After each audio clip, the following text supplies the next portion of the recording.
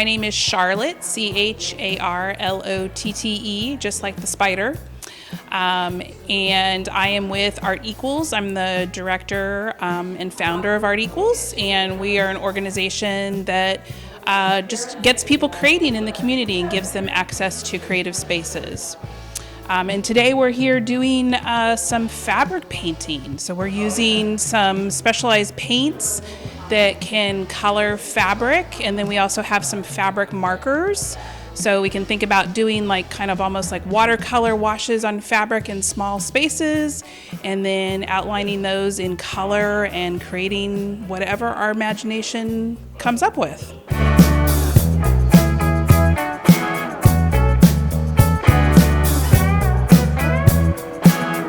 All right, so pretty much what are you going to be talking to the class today about what they're going to be doing?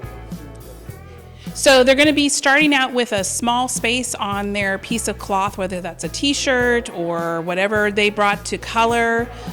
So about the size of your hand, and getting that wet and adding some of the paint. And the paint kind of blends, the colors kind of blend into each other like watercolor. And then we're going to heat set that with an iron so that it stays permanent when it gets washed.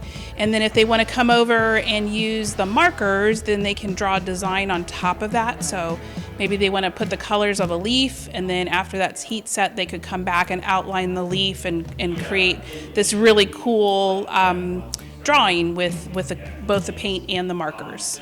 There's markers over here. These are fabric markers. You're familiar with the Sharpie markers. Those are permanent.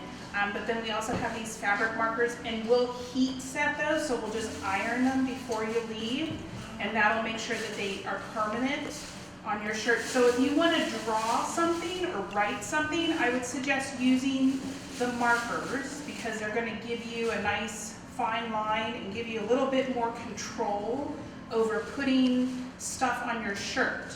But we also have fabric paint, and the fabric paint is really cool because you can get some nice blending. Like if you wanted to do kind of a background area, you could put down some purple and then put some pink next to it, and it kind of blends in.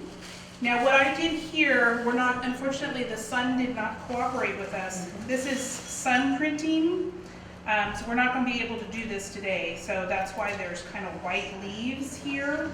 But you could, if you wanted to do leaves on your shirt, you could do whatever color leaves you want, because this is your creation, right? So if you wanted to make pink and purple leaves, can you make pink and purple leaves? Absolutely. Because in nature, leaves are what color? Green. Or in the fall, they're sometimes yellow, brown, orange, red. But in your imagination, in your creativity, they can be any color. So they could be blue with yellow polka dots. They could be purple and green striped. This is your creation, so you get to do whatever you want. But you could do like a little background wash of some colors, and then we'll heat set this with the iron for you.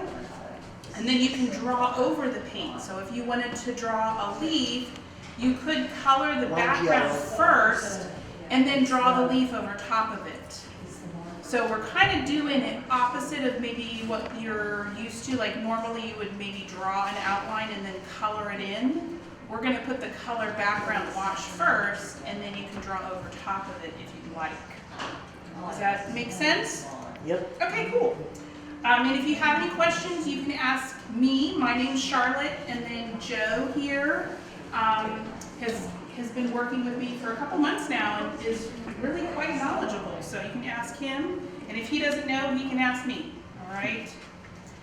When you're doing your shirts, if you want your shirt to have it just on one side, you're going to want, if you're doing the paint, this isn't necessarily for the markers, but if you're doing the paint, you're going to want to put your t-shirt over top of the tray so that the paint does not soak through.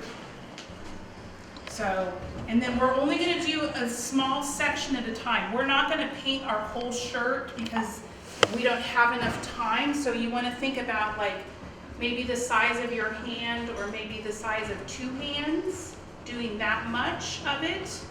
You're gonna wet it down with some water. There's a little bit of water on the table. You're gonna wet it down just a little bit to just get it wet. And then you can take the colors and you can paint on this. And the colors are gonna spread out a little bit.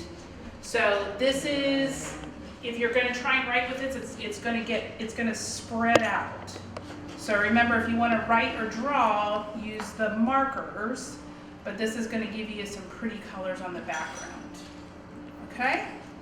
And we can kind of help you out. And then when you're done with your painting, you'll come over here and we can heat set it for you, and then you'll be ready to draw. Or you can just sit and draw. So either way. What people can go, what site people can go if you people would like to try this out, maybe you, or their organizations and stuff like to try this out in the future?